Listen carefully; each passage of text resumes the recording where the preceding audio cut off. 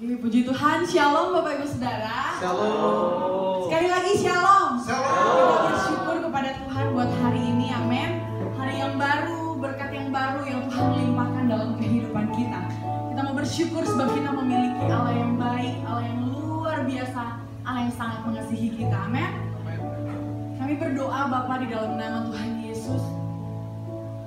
Engkau Allah Roh Kudus yang mengambil alih ibadah kami pada pagi hari ini.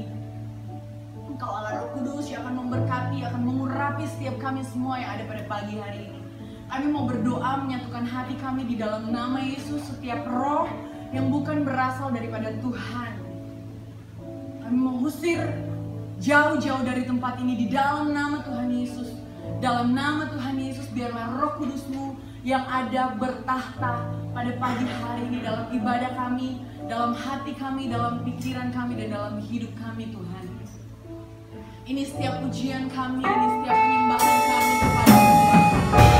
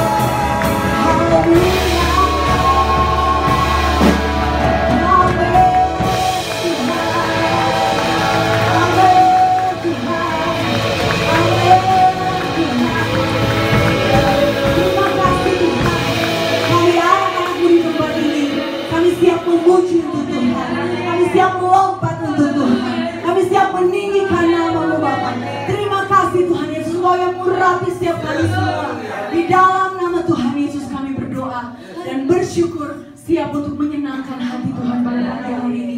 Dalam nama Tuhan Yesus, haleluya. Semua katakan amin. Puji Tuhan, Bapak Ibu Saudara, tetap tinggal berdiri. Tiba saatnya kita berkumpul bersama Tuhan. Amin.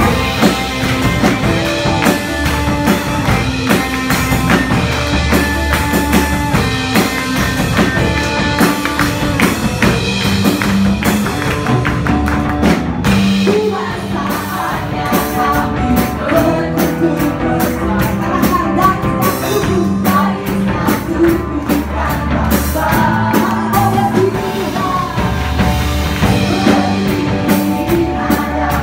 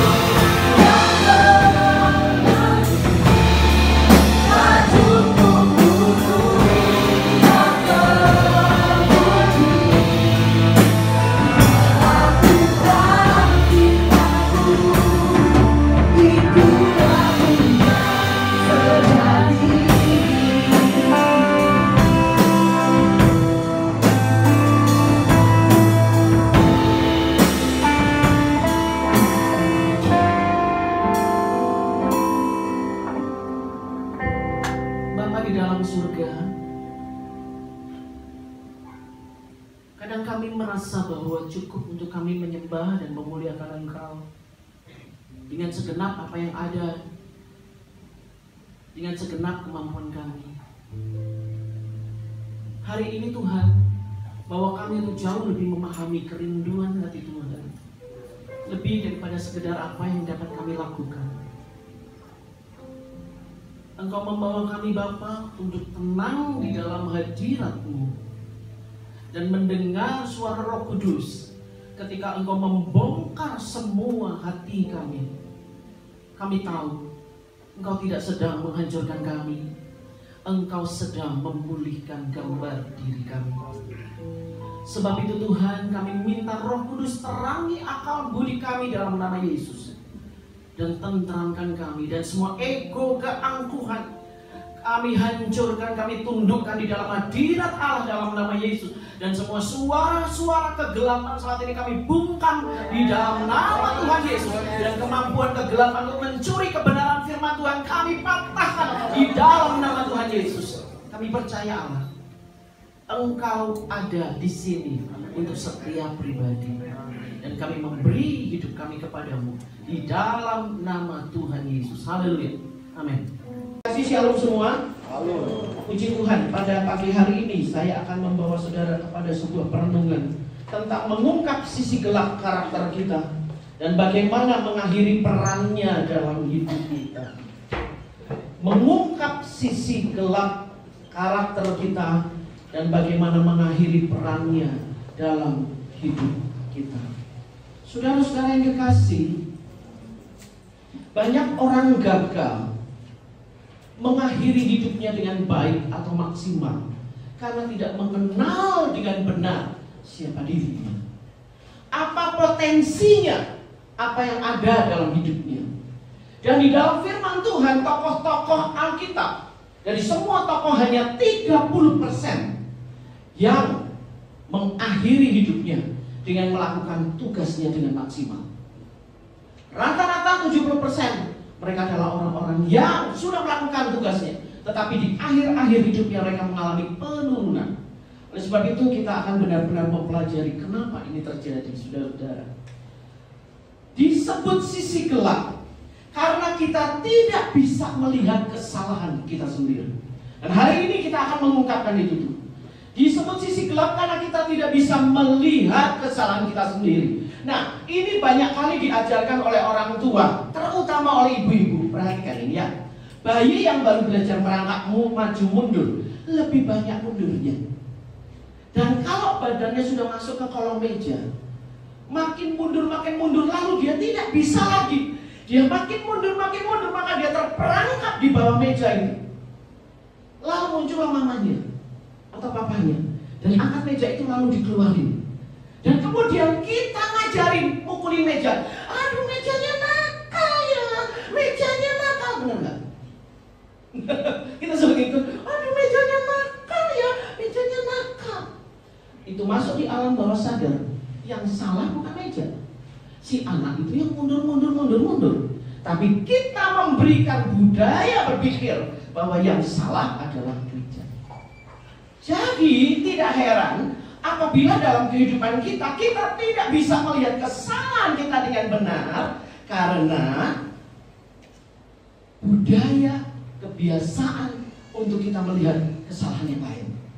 Dan hari ini kita akan belajar bersama-sama saudara bagaimana kita mengungkap atau melihat siapa diri kita. Saudara-saudara, ada sebuah novel judulnya Dr. Jekyll dan Mr. Hyde. Dr. Jekyll adalah dokter tampan, baik hati. Dia seorang yang pandai dan dihormati. Dan dia merasa tertekan karena harus berpenampilan baik. Jadi kalau dia keluar, dia harus berpenampilan baik sebagai orang dihormati, sebagai orang yang pandai, sebagai orang yang tampan. Jadi dia harus berpenampilan seperti itu. Dan tiba-tiba bagaimana dia mencoba untuk menciptakan obat. Karena dia seorang dokter, dia mencoba untuk menciptakan obat yang membuat orang tampil apa adanya. Dan ketika dia menciptakan obat membuat orang tampil apa adanya, dan tentu dia tidak akan mencari orang lain untuk menjadi eksperimennya. Dan dia memakai dirinya sendiri sebagai eksperimen dari obat penemuannya untuk tampil apa adanya. Dan betapa terkejutnya dia karena setelah malam itu dia minum obat tersebut, ternyata muncullah Mr. Hyde dalam dirinya. Seorang pembunuh, seorang pemerkosa, cacat, dan orang yang penuh dengan kejahatan dan amarah yang kejam. Dan hari-hari, pagi hari dia berpenampilan sebagai Jekyll, dan pada malam hari dia berpenampilan sebagai Hyde. Dan dia benar-benar frustrasi. Kenapa di dalam pribadinya ada dua pribadi, yaitu pribadi yang terang dan yang gelap. Dan akhirnya saudara-saudara, Dr. Jekyll tidak bisa menerima. Dia tidak dapat menemukan cara bagaimana mengeluarkan Mr. Hyde. Dan akhirnya dia mati bunuh diri. Saudara-saudara, tanpa sadar di dalam hidup kita ada Mr. Hyde yang sulit dikendalikan. Kalau saudara ada di lalu lintas dan biasa jalan, perhatikan ya. Ini disebut area blind spot. Saudara lihat truk-truk besar, ya, perhatikan dulu. Saudara, ada garis kuning di situ, di depan truk garis kuning adalah area yang tidak boleh kita ada di situ, depan. Lalu di samping kanan, samping kiri, karena supir tidak tahu, dan belakang supir tidak tahu kita ada di depan. Karena terlalu besar truk itu, dia tidak bisa tahu. Karena kalau kita ada di samping, karena dia terlalu tinggi, dia juga tidak tahu di samping kiri dan samping kanan dan belakang. Karena truk itu tinggi, jadi dia tidak bisa melihat belakang. Saudara perhatikan video berikut ini.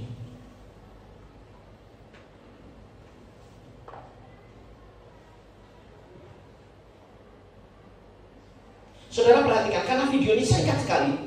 Ada motor yang mau nyebrang di depan truk tronton. Itu ada motornya kelihatan?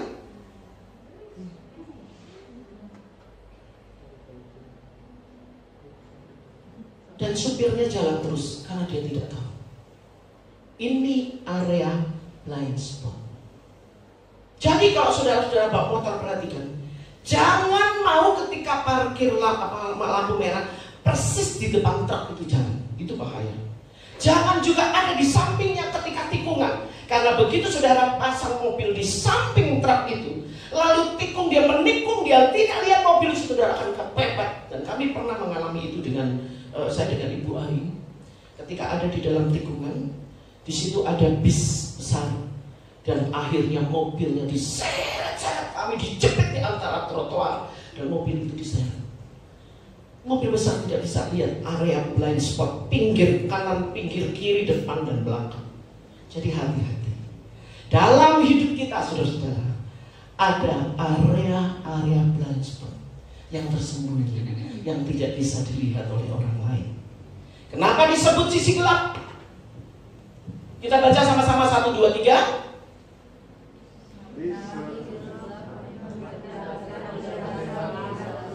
Satu, dua, tiga.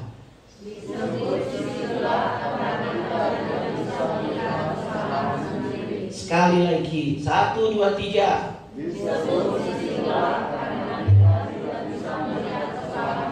Ya, ada area sisi gelap dalam hidup kita yang kita tidak sadar bahwa itu adalah kesalahan kita sendiri. Dan saudara-saudara yang kekasih, ini hanya akan menyebabkan kehancuran bagi diri kita sendiri. Contoh Yudas. Yudas, dia punya area terselubung, yaitu kecintaannya kepada uang, dan tidak ditangani, dan dia merasa bangga ketika dia ditaruh sebagai bendahara di timnya Tuhan Yesus. Dan perlahan-lahan dia dikikis oleh cinta uangnya, dan akhirnya dia mati bunuh diri karena dia salah menggunakan uangnya, dia salah memanage uangnya, dia salah, dia pikir dia bisa beli orang. Dan akhirnya dia menjual Tuhannya sendiri, membuat orang lain menderita. Ya, contohnya adalah Saul. Saul, dia tidak sadar ada area sisi gelap dari hidupnya karena perasaan penerimaan harga dirinya yang kurang sekali. Jadi ketika dia diangkat menjadi raja, maka area rendah diri, harga diri yang kurang ini kemudian menjadi masalah. Ketika Tuhan berkata, engkau sudah tidak bisa lagi efektif bagi raja, aku akan mempersiapkan raja yang baru. Nah, area blind spot, sisi gelapnya saudara-saudara mulai naik ke permukaan. Dia tidak terima kekuasaannya selama ini telah membuatnya nyaman. Dia tidak bisa terima kalau itu harus digeser. Dan dia berusaha untuk menghancurkan anaknya sendiri, menantunya sendiri, yaitu Daud. Saudara-saudara, area sisi gelap ini dapat membuat pelayanan kita tidak efektif. Sebaik apapun kita bersyukur untuk seorang kehidupan, seorang yang bernama Daud, luar biasa, tetapi dia punya sisi gelap akibat kasih yang tidak puas di dalam dirinya, karena orang tuanya tidak memberikan cukup kasih sayang. Oleh sebab itu Daud terus mencari kasih sayang, pindah dari satu wanita ke wanita yang lain, mencari penguasa terus, sampai akhirnya dia sendiri tidak bisa efektif di akhir kehidupan. Saudara tahu, ketika Daud sudah tidak bisa apa-apa, sakit, sudah tua, sudah lumpuh, sudah stroke, tidak bisa apa-apa ya, dilayani. Orang-orang berpikir begini, ini loh cara mereka menilai kita. Orang akan bisa mengambil keputusan berdasarkan kebiasaan kita, karena mereka tahu biasanya Daud itu dengan perempuan, selalu perempuan. Jadi di akhir hidupnya Daud sudah tidak bisa apa-apa lagi. Para tua-tua, para pemimpin-pemimpin bilang begini, cari di negeri ini wanita yang paling cantik, yang masih bening seger, taruh di samping Daud. Mereka menilai Daud hanya berdasarkan wanita. Dan akhirnya Daud di akhir kehidupan, dia ditemani oleh seorang gadis tercantik di negeri itu. Dia sudah tidak bisa apa-apa. Saya berharap bapak-bapak jangan berpikir, wah hebat sekali dia ya, tidak bisa apa-apa. Yang kasihan adalah apa? Penilaian orang. Penilaian yang bilang jalan keluarnya adalah kasih perempuan, karena hidupnya penuh dengan pencarian akan perempuan. Gak efektif. Menjadi batu sandungan. Kisah seorang nabi besar yang luar biasa, yang kemudian di akhir hidupnya, saudara tahu kisah Hana, seorang wanita janda yang pergi ke bait Allah, dan dia di situ ada seorang imam. Dia seorang imam yang bekerja dengan cinta Tuhan luar biasa. Tetapi di akhir hidupnya, karena dia tidak mendidik anak-anaknya untuk hormat kepada Tuhan, akhirnya dua anak laki-lakinya menjadi batu sandungan. Dan di akhir kehidupannya, keluarga ini menjadi batu sandungan. Jadi hati-hati dengan sisi gelap. Kita mulai dengan roh dan mengakhiri dengan daging. Kita mulai dengan roh tapi tidak maksimal.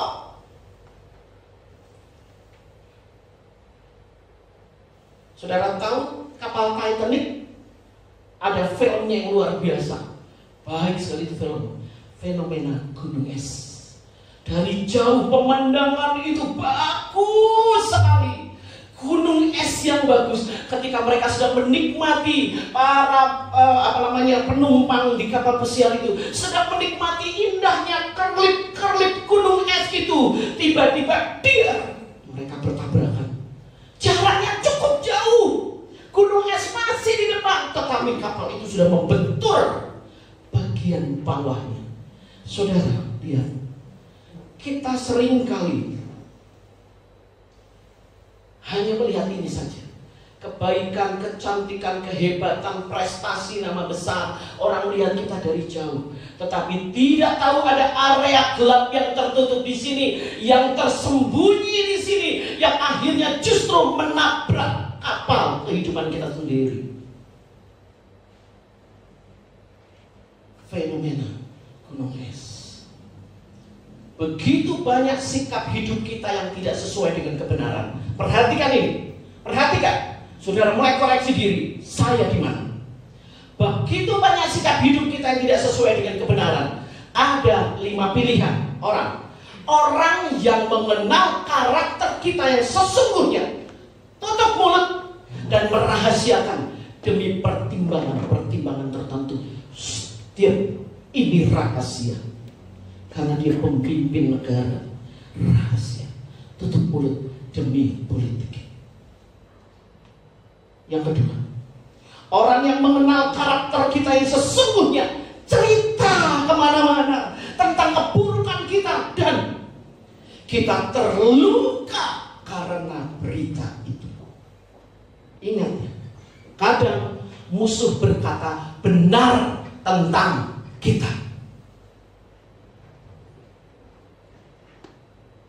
Yang ketiga, orang yang mengenal karakter kita yang sesungguhnya tidak menghormati kita, tapi tetap menghormati firman Tuhan. Saya nggak hormati kamu, tapi aku takut sama Tuhan. Saya nggak akan lakukan ini dan itu karena aku takut sama Tuhan. Kamu kelakuannya begini-begini, saya takut sama Tuhan. Masih hormat sama firman Tuhan. Yang keempat, orang yang mengenal karakter kita yang sesungguhnya tidak menghormati kita dan tidak menghormati firman Tuhan. Wah, kalau sudah begini, repot. Dan yang kelima, orang yang mengenal karakter kita yang sesungguhnya menolak Tuhan mentah-mentah karena dia lihat karakter kita. Kira-kira saudara pikir saya yang mana ya? Di area yang pertama, saudara, di area yang pertama, saudara, jangan bangga ketika orang tutup mulut dan merahasiakan demi pertimbangan-pertimbangan tertentu. Jangan bangga. Lalu ketika orang mengenal karakter kita dan ceritakan keburukan kita dan kita terluka di sana sini, jangan marah. Jangan marah. Cerita ini tidak akan ada kalau kita tidak melakukan hal-hal tersebut. Dan terima resikonya. Jangan marah kepada orang yang bercerita. Jangan. Koreksi diri. Dan kemudian yang ketiga, orang yang mengenal karakter kita yang sesungguhnya tidak menghormati kita, tetap menghormati firman Tuhan. Jangan marah ketika orang tidak hormat kepada kita. Jangan. Karena memang kita harus belajar bagaimana memanage karakter kita dengan benar. Tidak menghormati kita dan tidak menghormati firman Tuhan. Oleh sebab itu Tuhan berkata bahwa bukan karena itu tadi lagu yang berbicara, bukan karena kita pintar nyembah Tuhan, bukan karena kita pintar melakukan ini dan itu, tapi bagaimana kita memberi diri kita untuk menjadi penyembah Allah sehingga orang bisa melihat kita dan menyembah Tuhan. Nah, orang yang mengenal karakter kita yang sesungguhnya menolak Tuhan karena karakter kita. Tuhan berkata, aku akan minta pertanggungan jawabannya atas apa yang kamu lakukan terhadap jiwa itu. Itu di dalam firman Tuhan. Saudara-saudara, apa saja sisi gelap? Yang pertama adalah keangkuhan. Setelah Tuhan menciptakan dunia, lalu Tuhan menciptakan manusia, dan kemudian Tuhan berkata, berkuasalah atas semua ciptaan ini, berkuasalah atasnya. Dan kata berkuasa itu langsung ditanam oleh Tuhan di Adam dan di Hawa. Kemampuan, semua keperluan, perlengkapan, kecerdasan, hikmat, tanggung jawab, semua Tuhan taruh untuk mereka bisa menjadi seorang yang berkuasa. Lalu Tuhan cuma bilang jangan makan satu buah yang di tengah, buah pengetahuan baik dan jahat. Apakah betul buah itu begitu menariknya luar biasa sehingga sampai mereka gelap mata? Apakah betul Adam dan Hawa benar-benar lapar sehingga mereka harus makan buah itu? Tidak. Yang benar hanya karena keangkuhan. Ketika Tuhan berkata berkuasalah, dan kemudian Tuhan mengurapi mereka dengan kemampuan untuk berkuasa, maka keangkuhan itu mengembangkan sayapnya dan melebihi batas-batas. Batasnya adalah cuma satu, jangan makan buah itu. Masih pengen. Kamu bisa makan 1000, 2000 makan buah. Apa saja, gak perlu yang satu itu. Itu bagianku, kata Tuhan. Tetapi keangkuhan menyebabkan satu itu milikku. Dan semuanya saya gak peduli. Yang penting saya mau makan satu itu. Itu keangkuhan. Dan saudara-saudara, ciri dari keangkuhan adalah pamer pencapaian. Saya sudah begini, saya sudah lakukan. Lihatlah, itu pamer pencapaian. Suka menyerang pembicaraan orang. Orang belum selesai ngomong sudah dibantai. Orang belum selesai menjelaskan sudah diserang. Suka menyerang pembicaraan orang. Keangkuhan suka menggunakan firman Tuhan untuk menyerang orang lain. Saudara, banyak tayangan-tayangan di YouTube dan di mana. Lebih baik bersikaplah benar. Ingat, ciri keangkuhan akan memakai firman Tuhan untuk menyerang sana, menyerang sini, dan kelihatannya kayak baik. Itu menunjukkan bahwa dia lebih hebat, lebih rohani kalau pakai firman Tuhan. Tidak, saudara-saudara, berbahaya. Karena firman Tuhan itu harus dihormati, bukan untuk menyerang orang lain. Saudara tahu, sekali lagi saya ingatkan ya, tentang dua senjata. Senjata menyerang kuasa kegelapan, pakai firman Tuhan. Kalau saudara berhadapan dengan setan, pakai firman Tuhan, itu senjatanya, pedangnya. Tapi kalau melawan darah dan daging, jangan pakai firman Tuhan, pakai kerendahan hati. Sekali lagi, senjatanya, ingat, melawan setan pakai apa? Firman Tuhan. Sekali lagi, lawan setan pakai firman Tuhan. Lalu berhadapan dengan orang, kita senjatanya pakai apa? Kerendahan hati. Orang yang sangat-sangat kita jengkel, kita benci, kita marah kepadanya, kita harus pakai senjata rendah hati. Ketika kita menerima dia, ketika kita mau minta maaf, minta ampun, kita mau membangun hubungan yang baik, itu kerendahan hati. Itu mengalahkan. Orang yang tadinya begitu keras menentang kita akan kalah. Jadi jangan pakai firman Tuhan, salah. Banyak ibu-ibu bilang gini, nah kamu gak ke gereja ya, kata firman Tuhan kuduskan hari Sabat. Kalau kamu gak kuduskan hari Sabat, masuk neraka. Salah. Kamu sudah bohongi orang tua ya, kata firman Tuhan juga bilang apa? Hormati orang tua. Kamu bohong-bohong sama orang tua, masuk neraka. Nah, jangan. Hati-hati. Kalau kita benar-benar anak kita masuk neraka, nangis kita, saudara.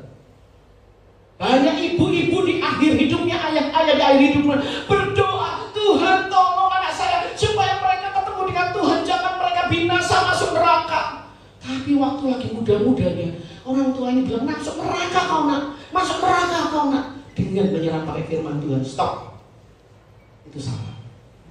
Lalu ciri keangkuhan adalah tidak mau mendengarkan orang lain. Saudara-saudara dikasih, saya mau saudara coba kita sharing ya.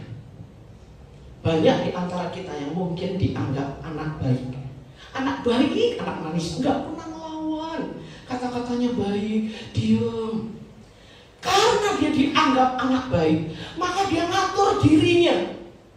Pengen marah karena mamahnya bilang, siapa yang makan? Kamu yang makan, bukan dia yang makan. Tapi dia, karena aku kan anak baik. Aku kan anak baik, gak boleh ngelawan. Aku kan anak baik, harus nahan marah. Jadi mamanya tahunya dia yang salah, padahal bukan dia yang lakukan. Tapi karena dia berpikir, saya harus jadi anak baik, jadi saya harus berlaku baik-baik. Tidak bisa bicara A, yang benar adalah A, yang salah adalah B. Dia tidak bisa lakukan demi supaya orang tetap mengenal saya anak baik. Itu namanya kesombongan. Saya kasih contoh lagi. Seorang pekerja yang dinilai rajin, waduh, rajinnya dipuji-puji. Karena dia sudah dilabel rajin, maka apa aja dikerjain, semua dikerjain. Kalau boleh nyapu, nyuci pakaian bosnya sekalian semua. Karena dianggap rajin. Dia mengambil alih semua tanggung jawab. Seharusnya nggak perlu. Lalu teman-teman dia bilang begini, tolong kerjain dong, punya aku, tolong dong, tolong, nggak bisa nolak. Dia kerjakan semuanya, tidak bisa komplain. Demi saya seorang pekerja yang rajin dan saya harus berjuang supaya dinilai rajin. Itu keangkuhan.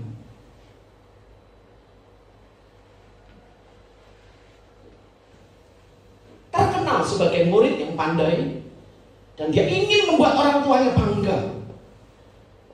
Dia benar-benar berjuang. Maka dia sama sekali tidak mau main supaya dia bisa terus belajar. Supaya orang tuanya sombong, orang tuanya bahagia dan dia dapat nilai yang baik. Itu keangkuhan. Karena dikenal sebagai teman yang setia dan dikenal sebagai teman yang baik, maka kemanapun kelompok ini pergi dia ikut. Kemanapun mereka pergi di situ dia ikut. Tidak bisa menolak, padahal tanggung jawab di rumahnya banyak. Dia harus punya tanggung jawab terhadap anak-anak dan suami. Dia abaikan semua demi supaya dia tetap mendapatkan label teman yang setia. Dan itu keangkuhan.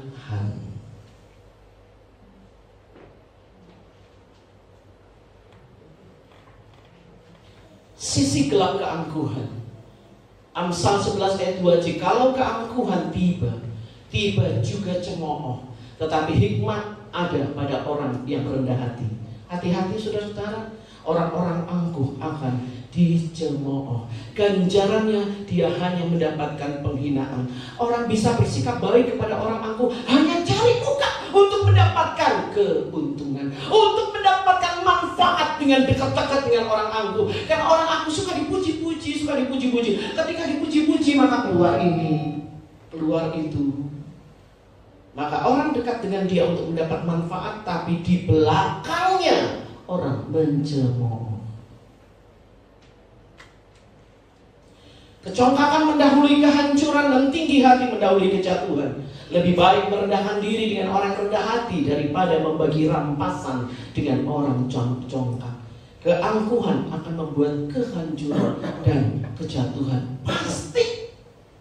Gak usah saudara-saudara bilang, oh tidak, dia mau benar-benar timpatnya terlalu tinggi, tidak ada yang bisa menjatuhkan. Bisa. Karena firman Allah berkata, keangkuhan pasti akan jatuh dan hancur. Amsal 16 ayat 5, setiap orang yang tinggi hati adalah kekejian bagi Tuhan. Sungguh dia tidak luput dari hukuman. Kita harus menutup dada dan berkata, ampuni saya Tuhan jika sampai saya sombong dan angkuh. Karena itu merupakan kekejian. Dan kalau keji, Tuhan tidak bisa dekat dengan barang-barang, sesuatu atau orang yang keji. Karena baginya najis, dia tidak bisa dekat. Dan orang itu tidak luput dari hukuman. Amsal 6 ayat 16 sampai 19, 6 perkara ini yang dibenci Tuhan. Bahkan 7 perkara yang jadi kekejian bagi hatinya. Mata sombong, lidah dusta, tangan yang menumpahkan darah orang yang tidak bersalah, hati yang membuat rencana-rencana yang jahat, kaki yang segera lari menuju kejahatan, seorang saksi dusta yang menyembur-nyemburkan kebohongan dan menimbulkan pertengkaran saudara. Dan nomor 1 dari semua dosa yang dianggap keji dan mematikan adalah kesombongan. Yang pertama tadi apa saudara-saudara? Sisi gelap kita, keangkuhan. Dan sekarang yang kedua adalah keakuan. Ciri-ciri keakuan, tidak ada kasih. Wajah utamanya mau menang sendiri. Itu bagi saya, itu untuk saya. Maka tadi lagu tadi berkata, semua berasal dari Engkau Tuhan. Semuanya bagimu, semua untukmu. Semuanya adalah milikmu, bukan milik kita. Orang yang aku tidak murah hati, pelit. Saudara-saudara, jangan menahan kebaikan kepada orang yang harus menerimanya. Orang yang aku tidak setia, yang aku egosentris, tidak akan setia. Dia berpikir jika di tempat ini saya merasa nyaman, saya akan di sini. Kalau saya tidak nyaman, saya akan pindah ke lain hati. Saya akan mencari tempat yang nyaman buat diri saya. Ketika dia pindah di tempat ini dan tidak rasa nyaman, maka dia pindah lagi ke tempat ini. Dia tidak mau koreksi diri. Dia hanya tahu orang itu yang salah, orang itu yang salah, dan dia sulit sekali untuk setia. Orang yang ego, tidak rendah hati, dan jauh dari damai sejahtera, dia akan hidupnya tidak tenang, terus mencari-cari, dan akhirnya lelah sendiri. Saudara-saudara kekasih, cek, apakah orang lain menghormatimu bukan karena harta atau status? Cek, apakah orang menghormati kita ketika semua status kita tidak ada dan harta kita habis? Apakah orang tetap respect kepada kita? Yohanes dan Yakobus ingin duduk memerintah di samping Tuhan dengan berkata, Tuhan, berikan kami tempat di sebelah kanan dan kiri untuk memerintah bersama-sama dengan Engkau. Lalu Tuhan berkata, kamu mau melakukan itu sebagai pemimpin, maka layanilah.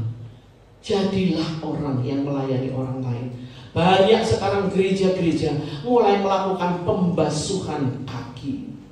Itu hal yang baik, dijadikan sebagai simbol dari kerendahan hati. Tapi bukan itu maksud Tuhan. Maksud Tuhan adalah lakukan pelayanan tanpa membedakan yang kaya dan miskin, laki dan perempuan, kecil dan besar, status semua sama, dengan perlakuan sama. Itu kerendahan hati.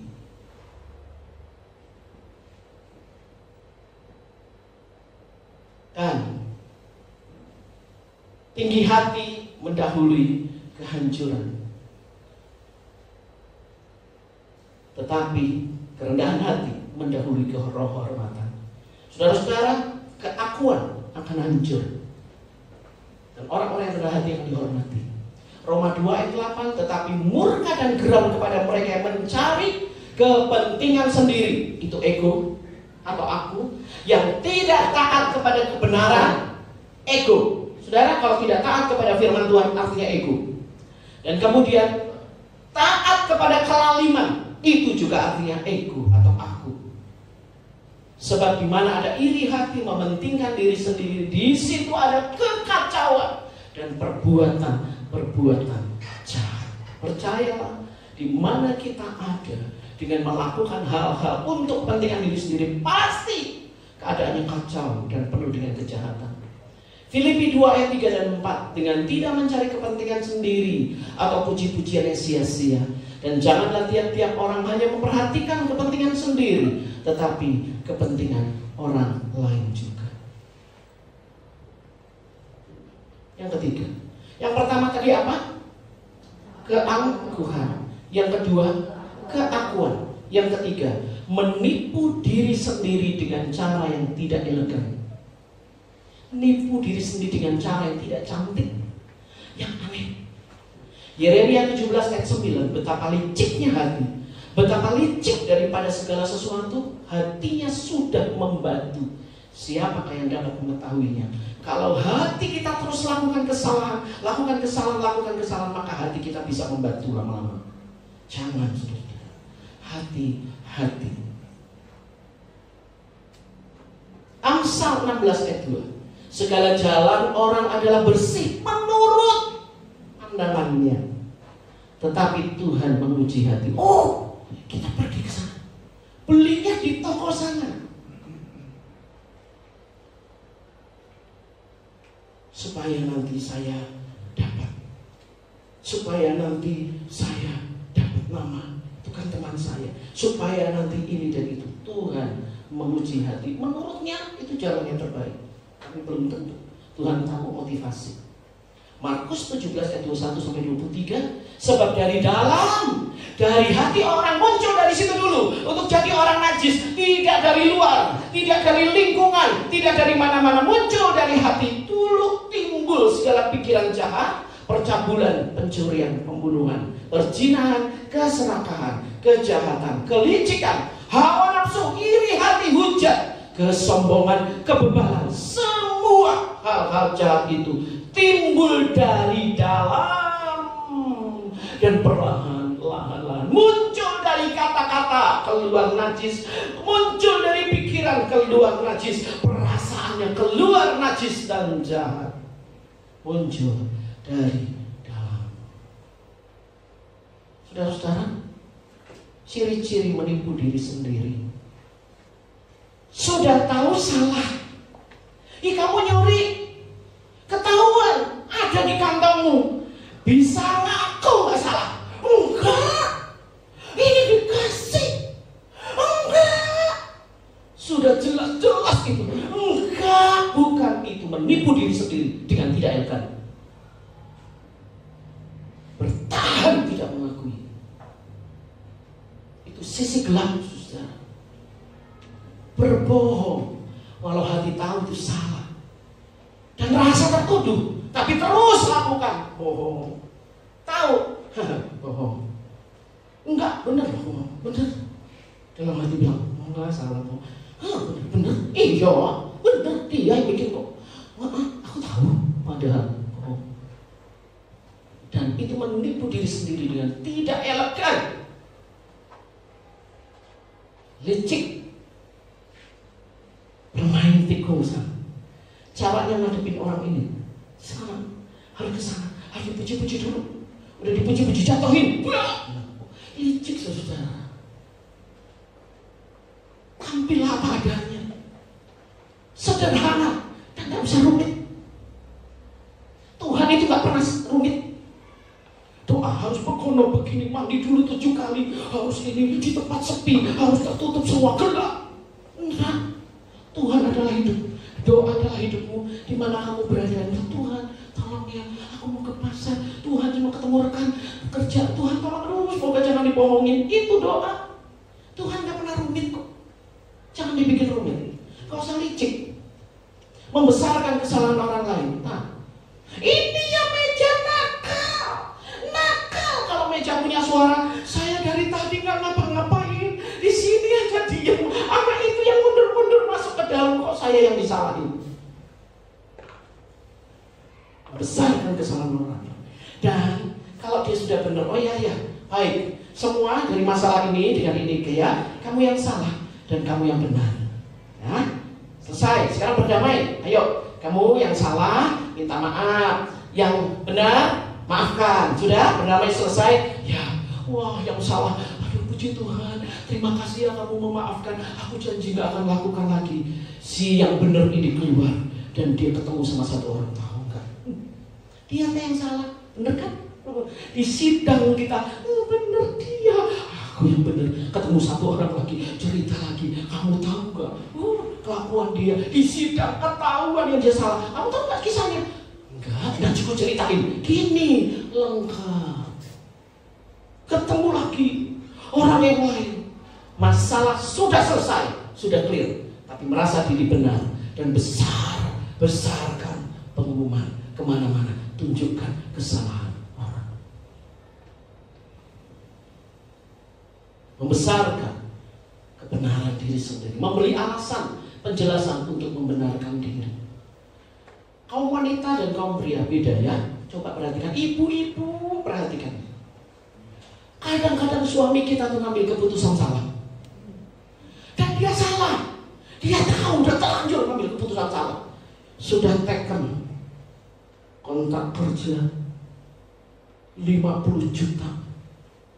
Aduh, kesananya ketahuan. Aduh, dia itu penipu. Aduh, gimana ini Pak? Udah gak enak. Itu temannya Papa, teman baiknya Papa, sahabatnya Papa. Aduh, bagaimana saudara? Kau pria, kalau sudah ambil keputusan salah, kadang-kadang dia tahu itu salah dan dibiarkan. Karena apa? Bagi mereka lebih baik, istilahnya apa?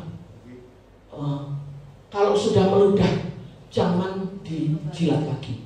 Ya, itu pria. Lebih baik rugi daripada harga diri. Kaum pria, lebih baik rugi daripada harga diri. Kalau sudah harganya segini, biarin rugi, gak apa-apa. Yang penting harga diri. Udah begini aturannya. Kalau perempuan lain lagi, perempuan rela jilat ludah sendiri, yang penting jangan rugi.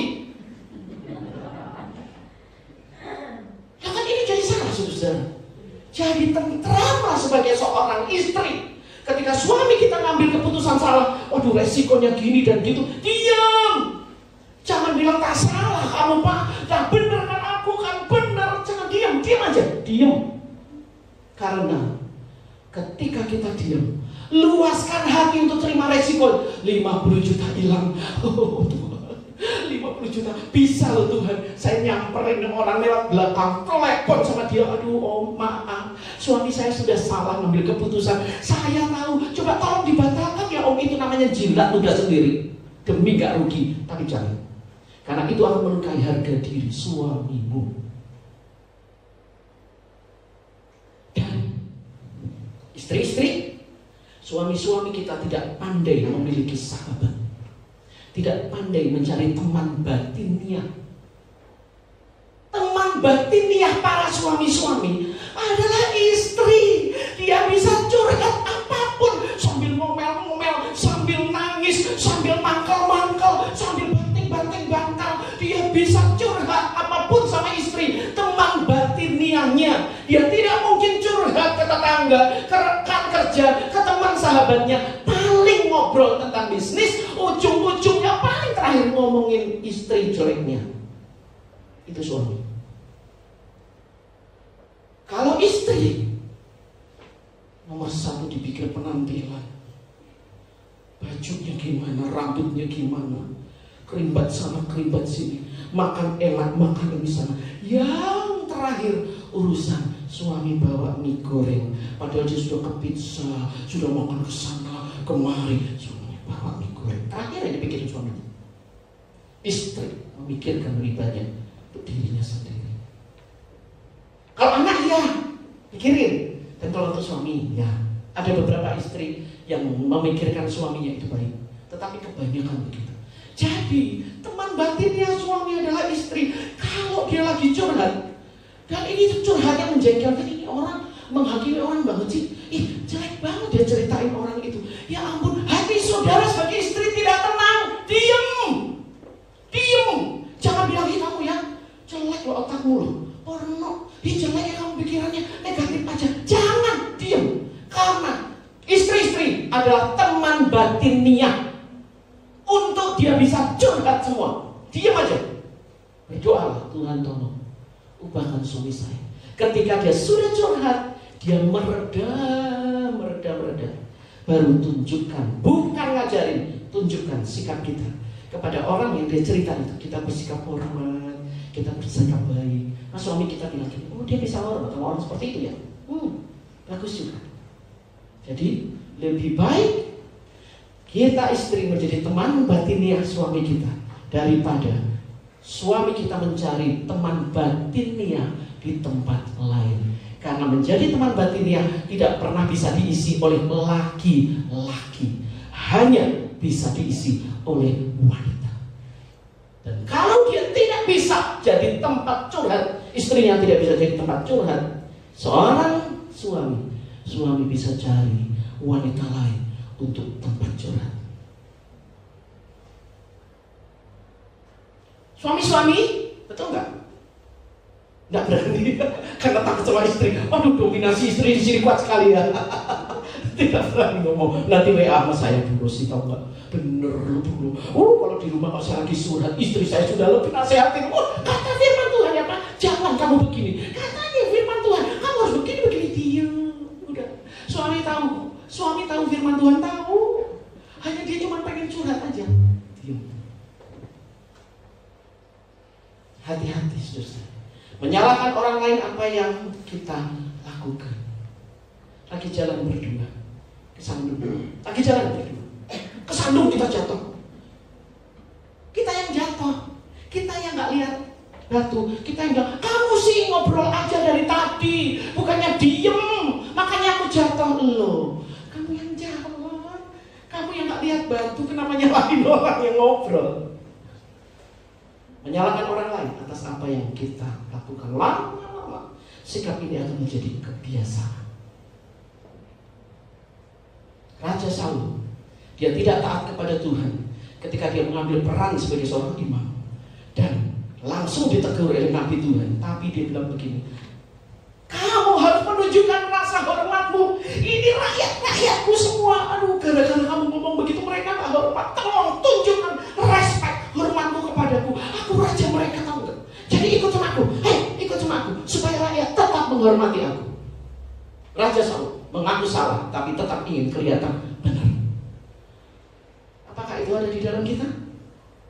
Raja Daud tidak taat kepada Tuhan untuk kasus Batseba, dan langsung Nathan berkata, kamu ya sudah berdosa, dan anak yang ada dalam kandungan Batseba akan meninggal dunia. Waduh, langsung Daud pakai baju berduka cita, taruh abu, nangis supaya kelihatan kayak rohani.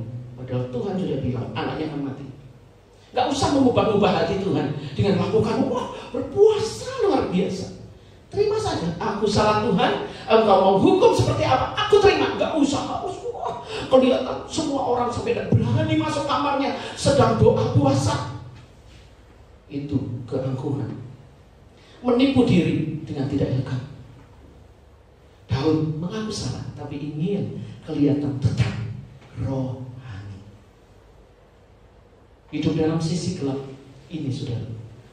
Keangkuhan kita akan dicemooh oleh orang. Kehidupan yang kita bangun akan hancur dan tidak luput dari hukuman. Keangkuhan kita tidak akan dihormati oleh orang, dan hidup kita akan penuh dengan kekacauan dan perbuatan-perbuatan jahat yang keluar dari hidup kita. Menipu diri dengan tidak elegan, hati kita akan semakin membatu dan Tuhan tidak ada di situ. Ingat, segala hal berkaitan dengan penipuan, bapaknya adalah siapa? Lucifer. Bapaknya adalah setan. Dia bapa segala pembohong, bapa dari segala penipu, bapa daripada segala pendusta. Orang yang menipu diri dengan tidak elegan, hatinya makin membatu. Pikiran dan hatinya akan menjadi najis. Nasihat saya, ingat, Tuhan yang pegang kendali. Tenang. Semua seperti tidak bisa terkendali. Ingat, Dia pegang kendali. Tenang. Tidak perlu menuntut ini harus sempurna, ini harus bagus dan segala macam. Engkau diterima apa adanya. Nasihat berikutnya, tidak ada yang memuaskan di dalam dunia ini. Tidak ada. Puaslah dan hidup dalam kesederhanaan. Puaslah. Hanya Tuhan yang memuaskan kita. Di dalam Tuhan semua tersedia, semua. Dan kadang Tuhan menyediakan penyediaannya bukan dari awal, tetapi di ujung ketika udah mepet-mepet tersedia. Nasihat berikutnya, jangan takut. Hidupmu milik Tuhan. Percayalah kepada Tuhan, karena semuanya didesain oleh Allah untuk kebaikan kita. Nasihat berikutnya, kita tidak bisa menyenangkan semua orang. Enggak bisa. Engkau berharga di mata Tuhan. Yang penting, lakukanlah apa yang benar di mata Tuhan. Itu tujuan hidup kita. Amin. Nasihat berikutnya, pilihlah untuk mencapai apa yang mulia, karena engkau akan dihormati. Hargailah segala sesuatu di sekelilingmu. Hargailah orang-orang di sekelilingmu. Hargai keluargamu, hargai semuanya, karena itu adalah anugerah dan engkau dikasihi.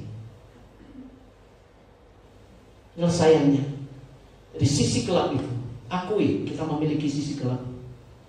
Sadar dan mulai diselesaikan. Lihatlah saudara, kadang-kadang itu adalah akibat dari masa lalu. Tetapi mari kita berkata, Tuhan, Kau tahu semua akar di masa lalu, dan saya mengambil keputusan di hadapan-Mu saat ini untuk menutup semua di belakang. Dan saya mau memiliki tujuan hidup yang benar, motivasi yang benar, cara-cara hidup yang benar. Buang semua motivasi yang tidak benar. Motivasi untuk ego, buang semua. Motivasi yang tidak realistis, wah saya akan jadi milioner, saya akan jadi orang berkuasa di negara ini, saya akan jadi begini. Buang semua yang tidak realistis. Maksimal, lakukan bagianmu, dan lakukan dengan hati yang menyembah kepada Tuhan.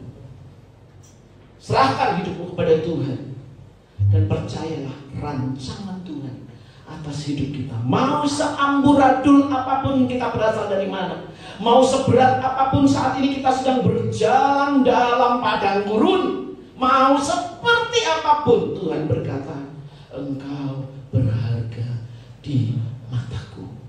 Nampak semua membingungkan, Tuhan berkata, tenang, percayalah, semua untuk kebaikan. Kita bangkit berdiri bersama-sama.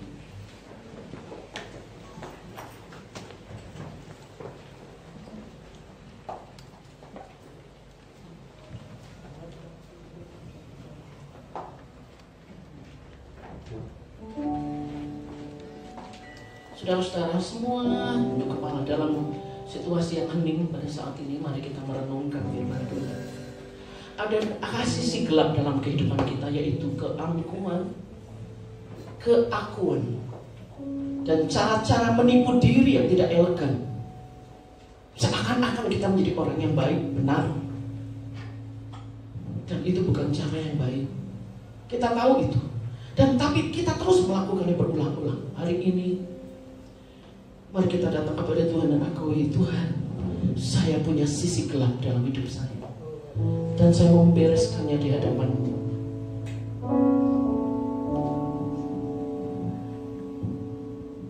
Semua saudara-saudara, jika saudara punya bagian-bagian di sisi gelap hidupmu, semua tunduk kepala, tutup mata, tidak ada seorang pun yang tahu. Angkat tanganmu, angkat tanganmu di dada, dan katakan, Tuhan, saya punya sisi gelap. Kadang saya tidak tahu bagaimana mengendalikannya. Saya tidak tahu caranya. Hari ini saya mau keluar dari gelap itu, dan saya akan berpegang kepada salib Kristus. Saya menyerahkan semua diri saya, ego saya, semua motivasi salah saya taruh di situ, di salib-Mu Tuhan. Saya taruh, saya buang semua, saya taruh kedagingan saya, mimpi-mimpi saya yang tidak realistis, saya taruh di situ Tuhan. Motivasi saya, Tuhan, yang tidak berkenan saya taruh, Bapa, saya taruh. Dan Tuhan tolong bawa saya keluar dari ruangan gelap itu, bawa saya keluar dari situ menuju kepada terang-Mu, kemuliaan-Mu, yaitu kebenaran, kasih, dan damai sejahtera. Yaitu kebenaran, kasih, dan damai sejahtera. Jika saudara orangnya,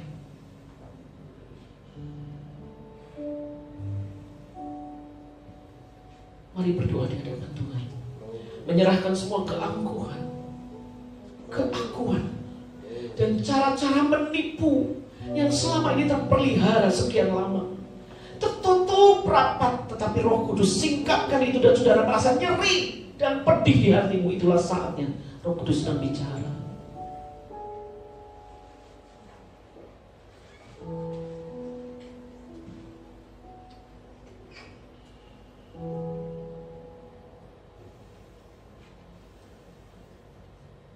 Saudara masing-masing berdoa di hadapan Tuhan. Katakan, Tuhan, tuntun saya keluar dari ruangan gelap hidup saya, keluar dari keangkuhan, keluar dari keakuan, keluar dari cara-cara menipu. Keluar Tuhan, tolong saya keluar dari situ. Hanya Engkau yang saya andalkan dan bukan yang lain. Tuhan tolong, Tuhan tolong.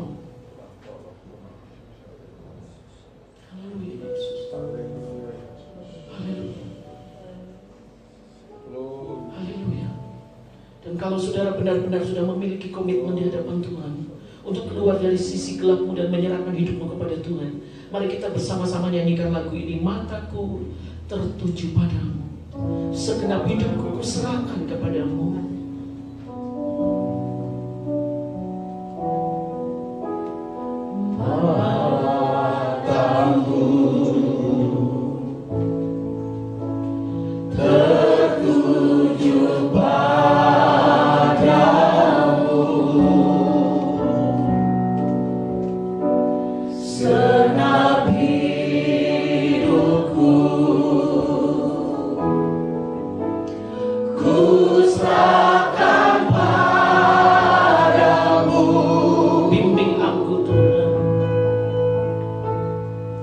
Bimbing aku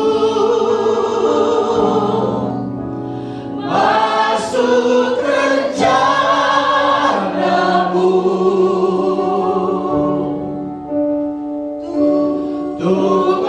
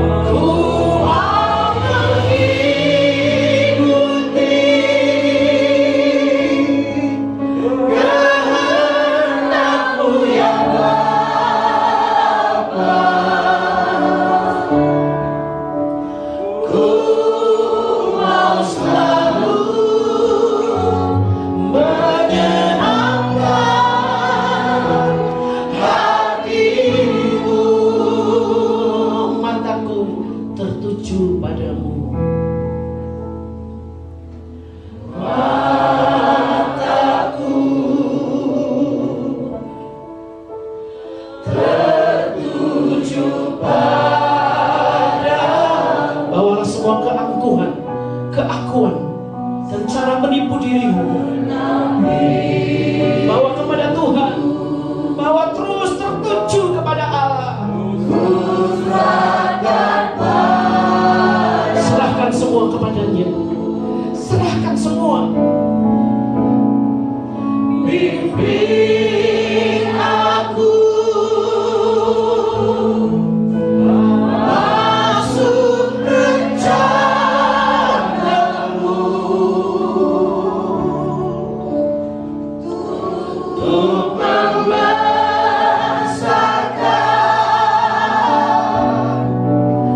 kerajaan-Mu.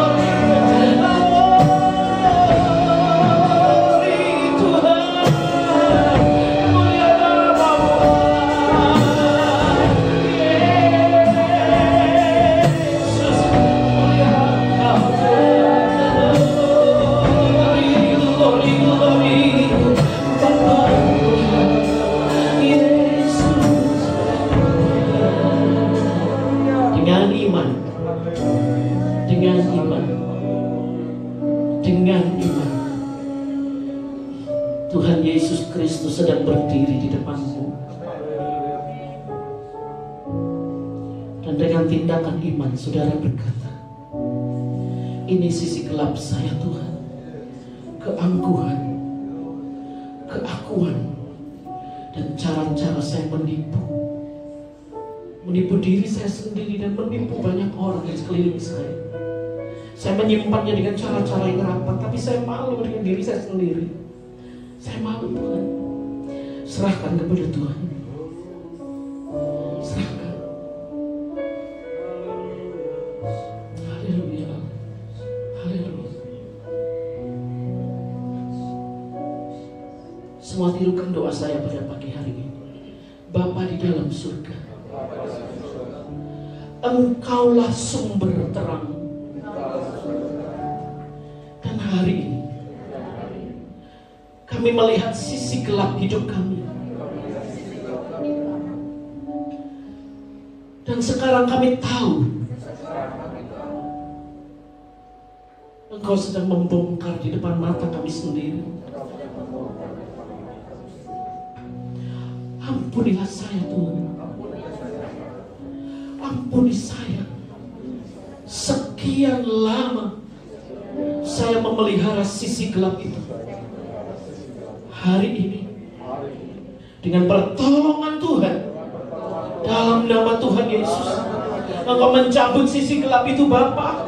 Semua keangkuhan, semua keakuan, dan semua cara-cara menipu diri, semua cara-cara saya tidak elegan, dalam nama Tuhan Yesus, saya serahkan kepadamu Tuhan. Saya serahkan. Ambil Tuhan dan buang itu jauh-jauh, sejauh timur dari barat, sejauh Engkau membuangnya ke tubir-tubir laut. Dan sekarang Roh Kudus, pegang tangan saya, tuntun saya untuk hidup dalam terang-Mu. Terima kasih Tuhan. Terima kasih Bapa. Hanya damai sejahtera, kasih Allah dan kebenaran. Hanya damai sejahtera, kasih Allah dan kebenaran. Saya akan memegang teguh dalam hidup saya. Terima kasih Tuhan.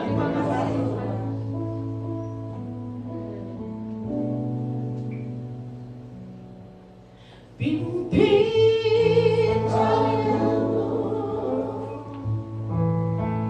masuk rencana-Mu.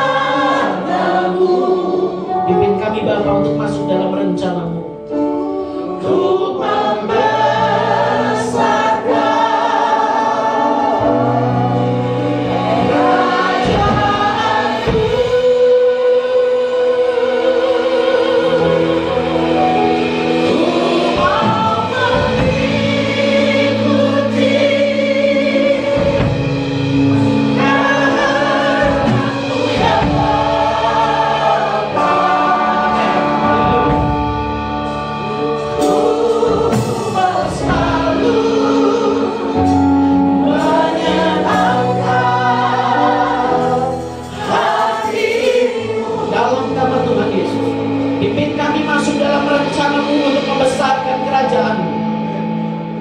Engkau Allah yang akan memimpin kami untuk hidup menyenangkan hati Tuhan.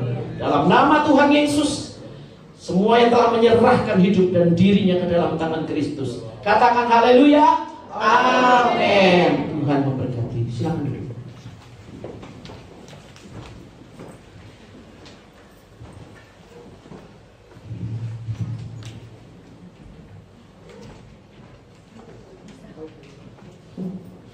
Puji Tuhan, selamat hari Minggu Bapak Ibu Saudara untuk kita semua.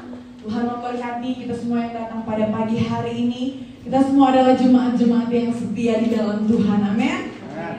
Beberapa pengumuman Bapak Ibu Saudara. Yang pertama, kami gereja terus mengingatkan bagi Bapak Ibu Saudara untuk terus melaksanakan, terus melakukan protokol-protokol kesehatan, bukan hanya di gereja, tetapi ketika kita ada di luar, ketika kita sedang ada dalam pekerjaan kita, atau dimanapun kita pergi dan berada, harap memperhatikan protokol-protokol kesehatan yang ada. Kemudian yang kedua, kami juga terus mengajak bagi Bapak Ibu Saudara yang rindu untuk terus bersekutu dengan Tuhan, untuk ada terus dalam hubungan yang baik dan benar dengan Tuhan. Mari setiap hari Jumat jam 7 malam kita akan ada doa, ada menara doa di tempat ini.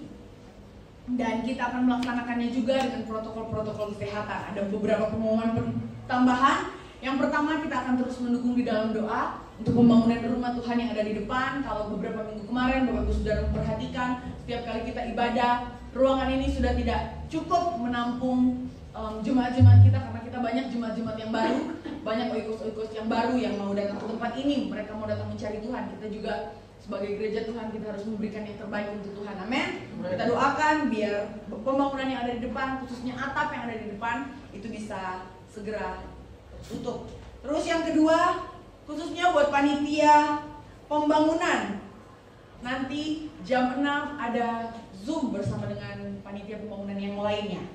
Dan kemudian hati-hati Bapak Ibu Saudara ketika kita ada dimanapun kita berada, ingat kita harus sering menggunakan masker ya. Puji Tuhan Bapak Ibu Saudara, saya mengundang kolektan untuk maju ke depan. Kita akan memberikan persembahan.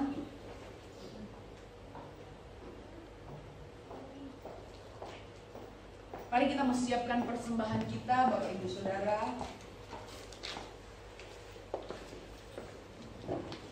Saya akan membacakan kebenaran firman Tuhan. Aku hendak bersyukur kepadamu ya Tuhan Allahku dengan segenap hatiku dan memuliakan namamu untuk selama-lamanya.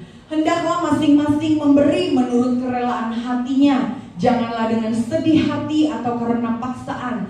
Sebab Allah mengasihi orang yang memberi dengan sukacita.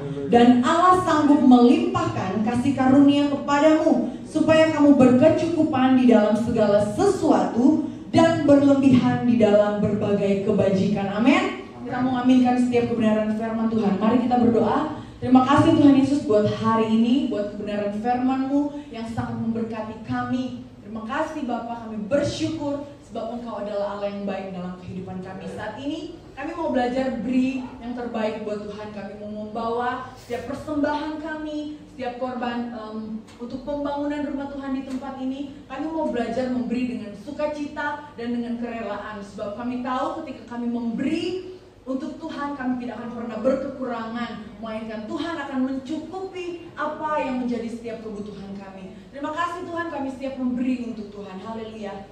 Amin. Ada pertemuan di udara yang kami akan adalah kehadirannya.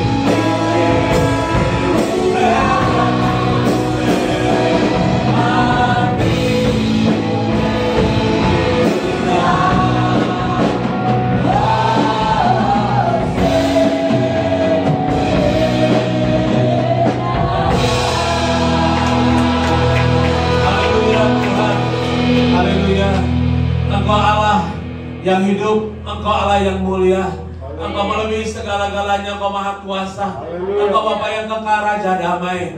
Terima kasih Tuhan untuk segala anugerah-Mu yang melimpah. Terima kasih untuk kehadiran-Mu di tengah-tengah ibadah umat-Mu. Engkau memberkati kami semua Tuhan. Ketika kami akan pulang, kami membawa berkat dari Tuhan. Ketika kami pulang, kami membawa kesaksian yang hidup bahwa kami adalah anak-anak Tuhan. Kami diberi kuasa, kami diberi otoritas untuk beritakan nama Tuhan, untuk hidup seturut kehendak Tuhan, untuk hidup berkemenangan di dalam Tuhan. Kami berdoa dalam nama Yesus, tutup bungkus tubuh, jiwa, dan roh kami dengan kuasa darah Yesus. Dijauhkan kami dari bahaya, celaka, maut, dan pencobaan. Jauhkan dari kuasa iblis, jauhkan dari kerugian, jauhkan dari kutuk dan kematian, jauhkan dari penyakit-penyakit menular. Kami halaukan semua itu di dalam nama Tuhan Yesus. Terima kasih Tuhan, Engkau adalah Allah yang maha kuasa. Engkau Allah Immanuel yang menyertai kami dari sekarang dan untuk selama-lamanya. Diberkatilah hidup kami dalam segala hal. Semua yang dilakukan oleh tangan kami diberkati oleh Tuhan di dalam nama Tuhan Yesus. Terpujilah nama Tuhan. Segala kemuliaan hanya bagi Tuhan. Saudara-saudara, mari kita akan mengatakan dan yang berkat dari Tuhan. Tuhan memberkati engkau dan melindungi engkau. Amen. Tuhan menyertai engkau dengan wajahnya dan beri engkau kasih karunia. Amen. Dan Tuhan menghadapkan wajahnya siang ini kepadamu dan memberi engkau damai sejahtera. Oleh sebab itu saudaraku, sidang jemaat Allah yang kasih oleh Tuhan, pulanglah dengan membawa berkat anugerah dari Allah Bapa yang ada di dalam surga, serta cinta kasih sayangnya yang sudah dinyatakan dalam Tuhan kita Yesus Kristus, serta pimpinan dan persekutuan dalam Roh Kudus menyertai saudara dari saya dan untuk selama-lamanya. Maranatha, sampai Yesus datang kali yang kedua menjemput kita semua. Di dalam nama Yesus kami mengakhiri kebaktian kami. Haleluya Tuhan.